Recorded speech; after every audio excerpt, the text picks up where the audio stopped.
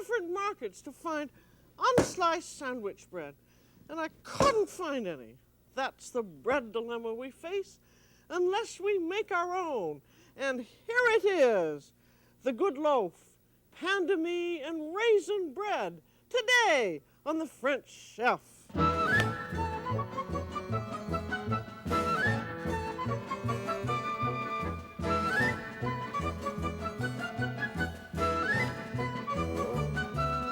The French Chef is made possible by a grant from the Polaroid Corporation. Welcome to the French Chef. I'm Julia Child. These two loaves are pain de mie, and this is a raisin bread loaf. And pain de mie is French sandwich bread. And pain means bread, and mie means crumb. I'm going to slice open this bread, and you can see how it is. This is a close-grained, firm, fine bread with body that really tastes good, and it holds its shape for sandwiches. And this is the kind that you always buy in France if you're going to make canapés and so forth. And it's made very much like French bread, the long loaf French bread, which is made out of flour, water, yeast, and salt. And pain de mie is made out of flour, milk, yeast, salt, and a little bit of butter. And it's the same kind of dough that you can use to make rolls and croissants, and also for raisin bread. So here we go. And the technique is much the same as what we have already done. We want 1 pound of flour, and that's about 3½ cups. And when you measure it, I've got 2 cups in here. Just put your dry measure cup into the flour, sweep it off into your bowl. No sifting is necessary. That's 3½ cups. Here's the ½ cup. And measure it just like that.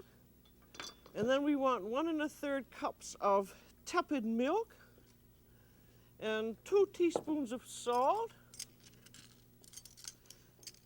And be sure, measure the salt carefully. Be sure that that is level teaspoons. 1, 2.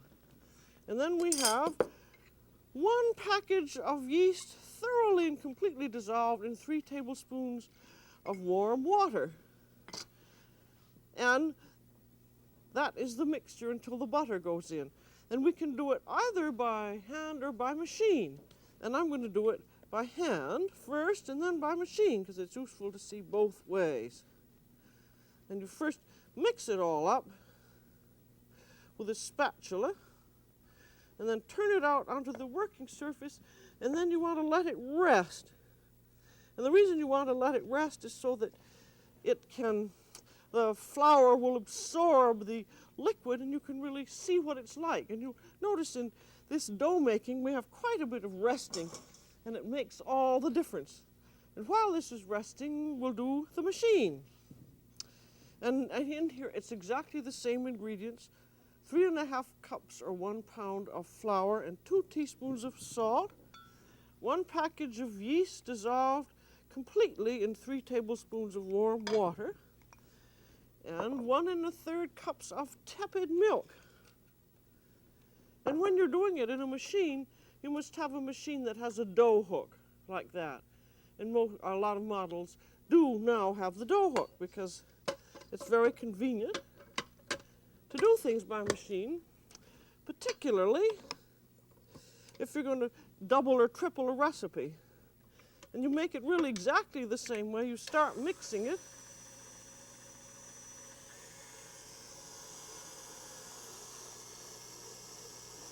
And you wait until it is massed upon the dough hook, and then you let it rest.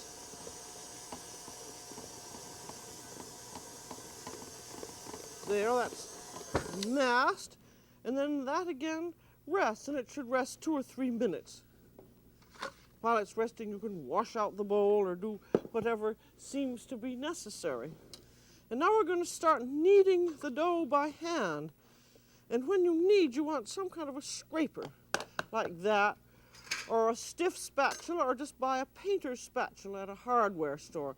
But you just want something that you can scrape the dough up off your surface with. I'll do it with a painter's spatula. This is a very soft dough, and you start by just flipping it over on itself. Use your left hand and keep that clean, and then begin working things with your right hand. And as soon as it begins getting enough butter, you just push it with the heel of your hand.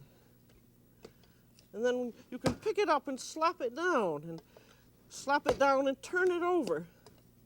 What you're trying to do when you knead is to get the liquid and all the particles of the flour completely mixed up.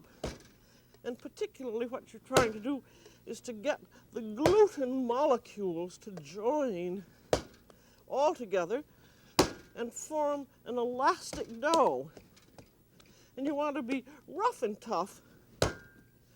And this dough is going to remain quite sticky, but we just knead vigorously until it becomes elastic. See, that's still sticking to my hands. Like that. It's really quite fun. You also, when you're kneading, you're wanting to get the lumps out of the dough. It's beginning to smooth out a little bit. Can you see that? And it's beginning to draw back. But you just keep on doing that.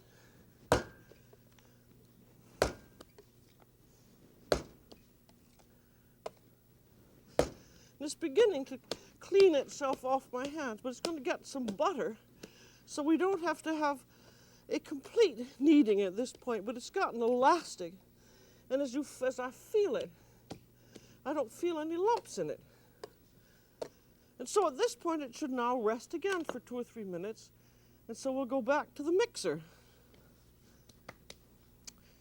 And that's rested 2 or 3 minutes, so you just knead some more.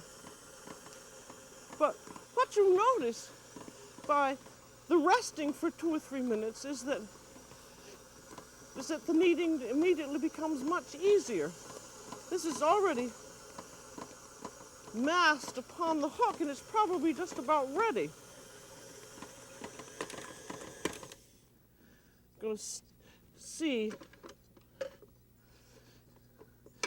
how that looks now.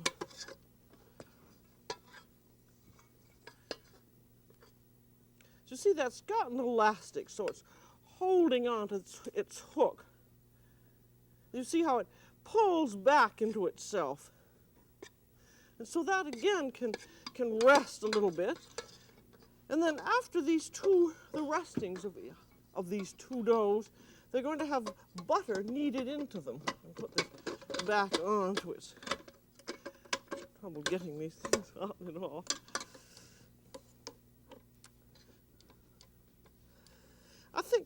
I think kneading by hand is a great deal of fun and good exercise. It's very useful to be able to do it by machine also, because it certainly is very much faster.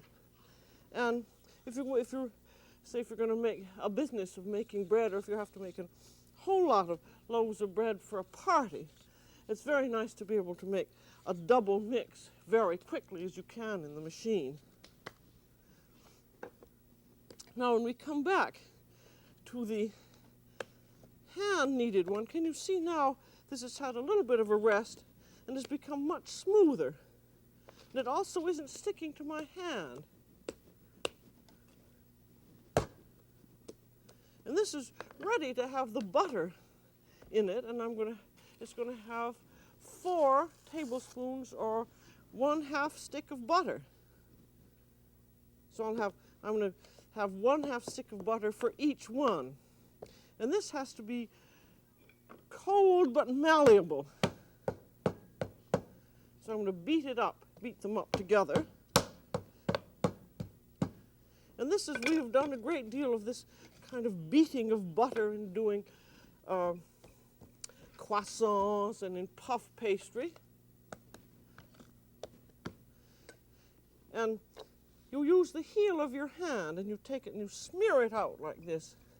And you may well ask, why don't we use softened butter already rather than having to go into this kind of a dough with cold butter?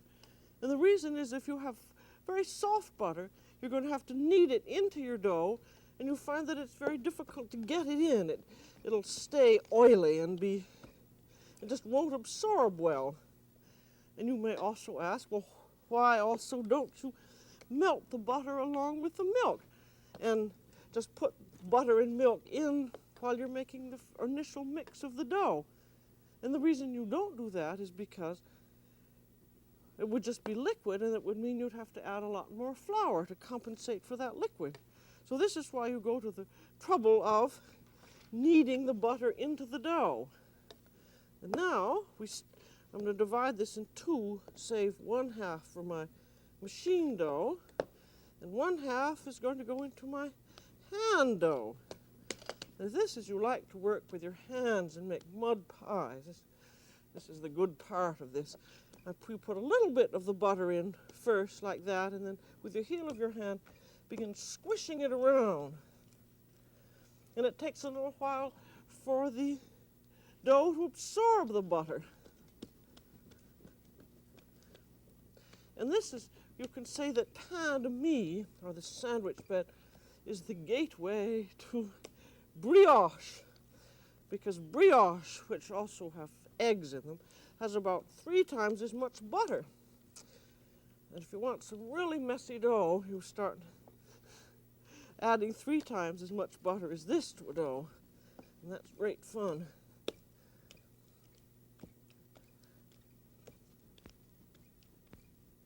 You see, I'm pushing it out, always using the heel of my hand and a bit of my fingers.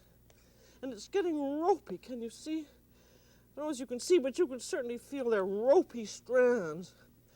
But in about 2-3 minutes of vigorous work, it all miraculously absorbs. There, it's looking ropey, messy.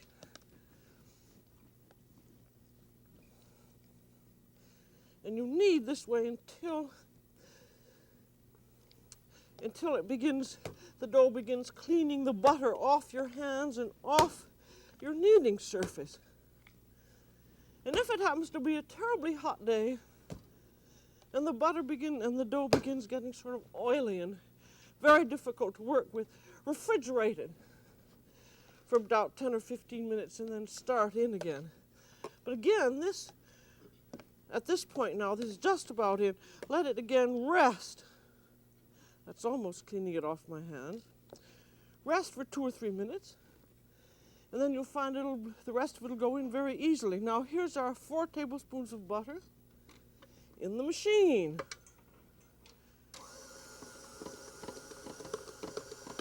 And just put that in by bits.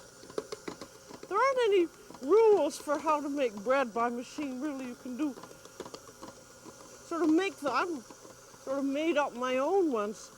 And this method I found, following the hand method, seems to work very well. But when you're doing it by machine, be sure that you stand right over it.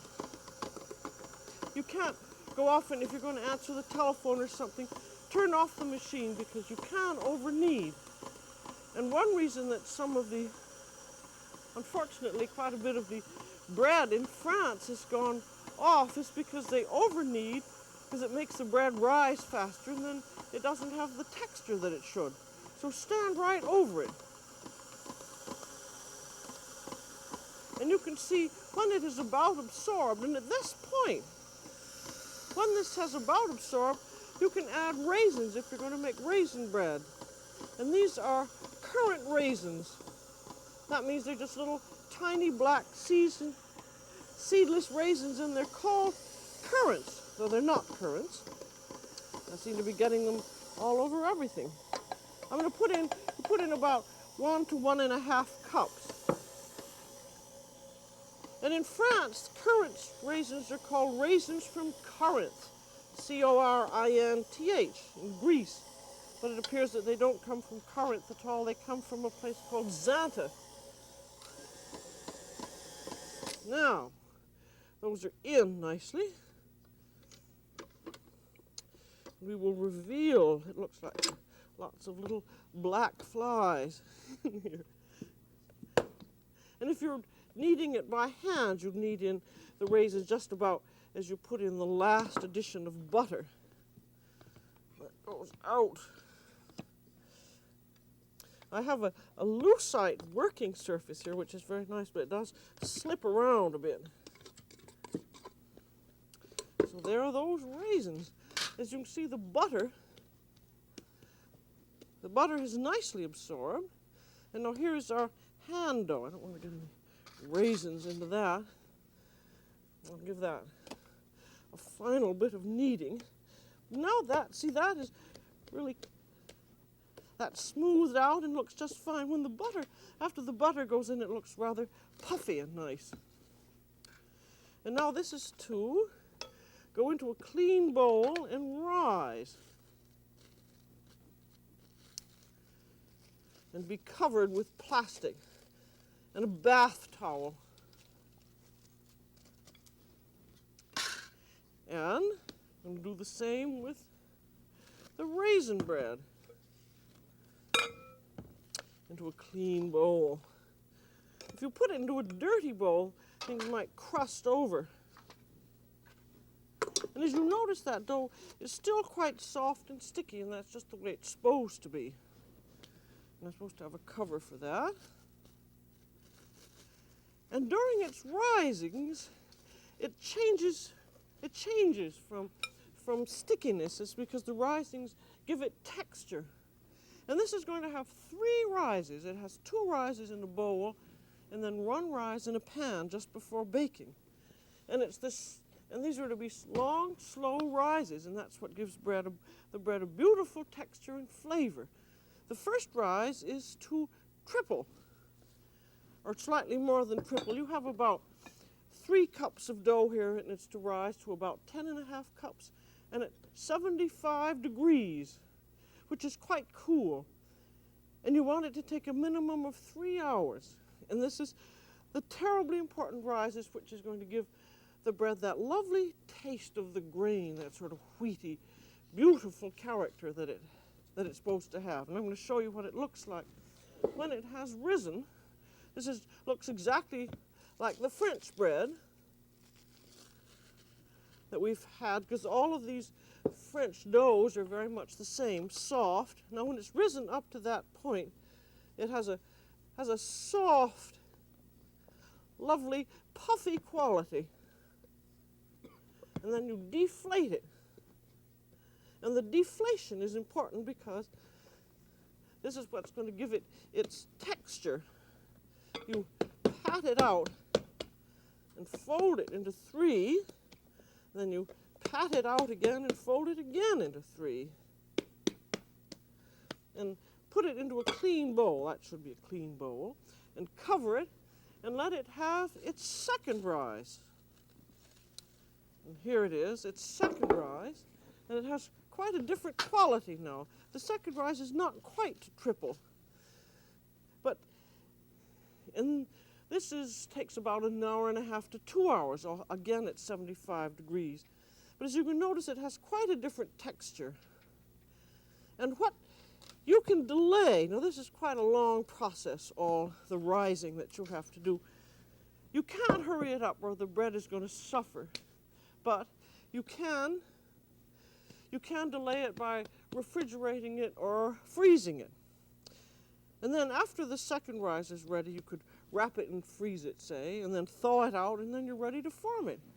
And if you want to make sandwich bread, this is the French pain de mie shape.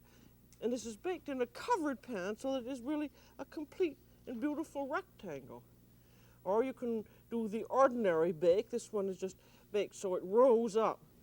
But the French pan is a pan with a cover that holds the cover holds the bread down. Here, it goes on like that. It holds the bread down so that the bread is risen to a certain point. Then you put the cover on and bake it. And the cover just holds it so that you get this rectangular shape. And that's very clever. And you can sometimes see pans like this around, but if you don't have one, don't be discouraged, because you can use an ordinary pan and cover it with a weight and so forth. I'll show you later on how to do it, and you'll have the same effect. But you have to, but you want to form the bread in a special way so that it'll be nice and smooth on top. And this is very much like forming French bread. You lightly flour your work surface, and then you pat it out, and then turn it over, and then I'm sealing those edges, and then turn it over again and make a trench down the center, and turn it over again. What we're trying to do is to make a nice smooth top. That isn't a smooth top yet, so I'll just do another one and see if that will be a little better.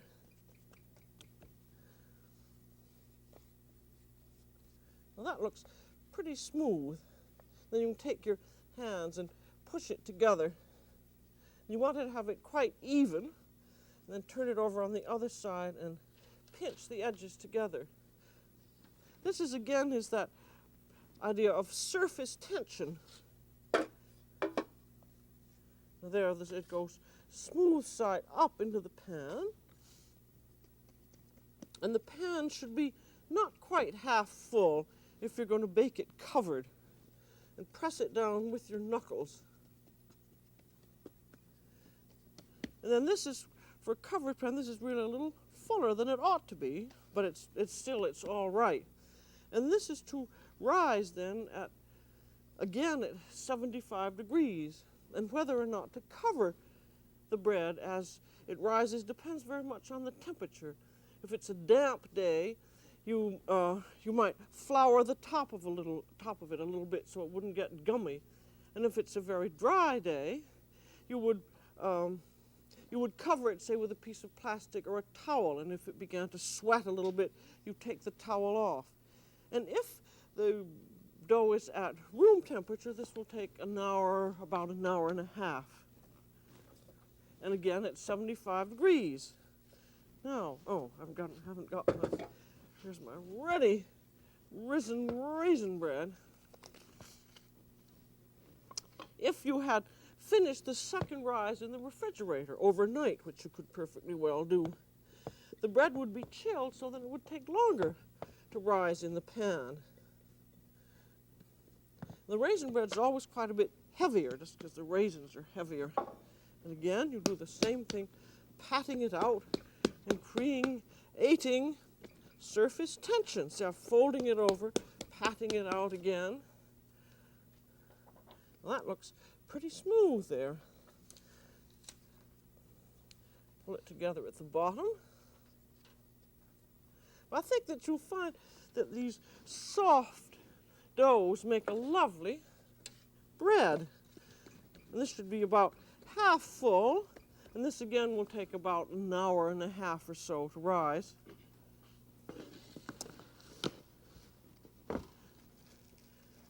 And here is the ready risen pain de mie. This is actually risen a little bit too much. When you do it, watch it a little more closely and let it rise so that it's about an inch from the top. This is if you're going to bake it in a covered pan. Then you put a piece of buttered foil on the top of it. And then you put any kind of a cover on, like that's just an old cookie sheet. And then any kind of a weight, like a brick or an iron or something like that. And that's going to hold the bread down as it bakes in the oven. And this is to bake into a 435 degree oven. That would be between 425 and 450. And set your timer for 35 to 40 minutes. It depends very much on the shape of your pan. And it's in the middle or lower middle level. And you don't want to look at it for 35 minutes because if it hasn't really quite risen, you might take the weight off and it would still be rising and go foom up into the top of the oven. That would be rather fun to see, I think. Now here's the raisin bread. And this one suffered a little bit because I had a top on it with an elastic around, and I took the elastic around, it hurt that end. But I don't think that's going to make very much difference. This again goes into the 435 degree oven, and it doesn't have any topping at all, any glaze. It just bakes as is. It's really about 40 minutes. And now when it's ready, here's how it looks.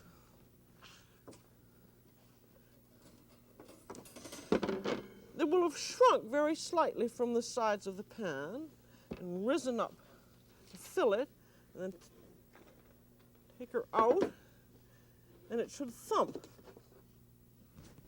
Can you hear that little thumping noise? That means it's done, and then it should cool on its side. And there are always a few little burnt raisins on top, which just taste rather burnt and hard, and just take them off because they're not very good. Now I'm going to get the other bread.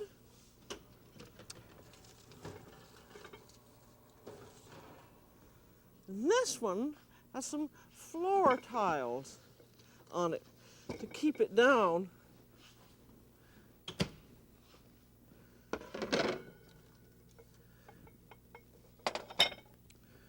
There's your cover off.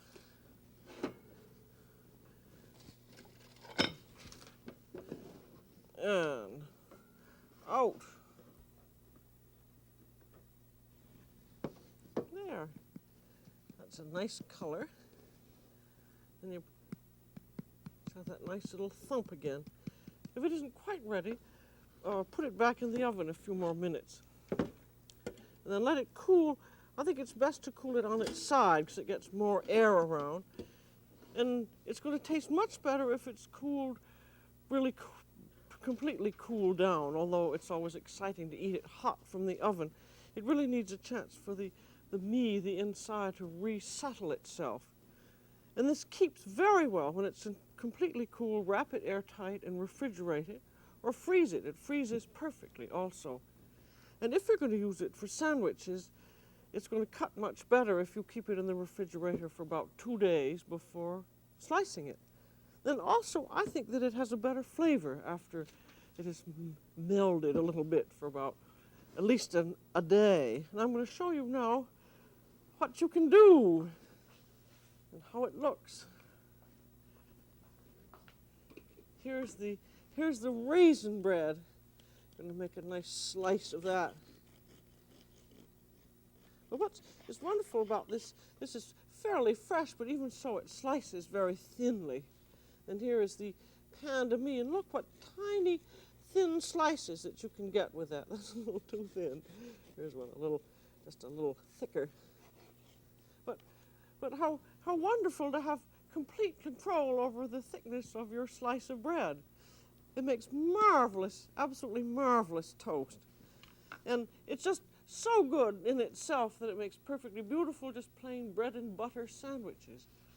And when you want to make fancy canapes like this, pain de mie is the good loaf. So that's all for today on The French Chef. This is Julia Child. Bon appétit.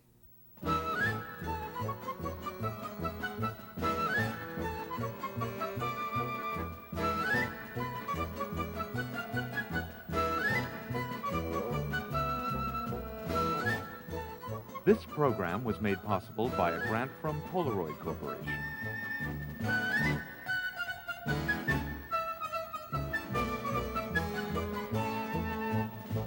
Julia Child is the author of From Julia Child's Kitchen, which includes the recipes from this program.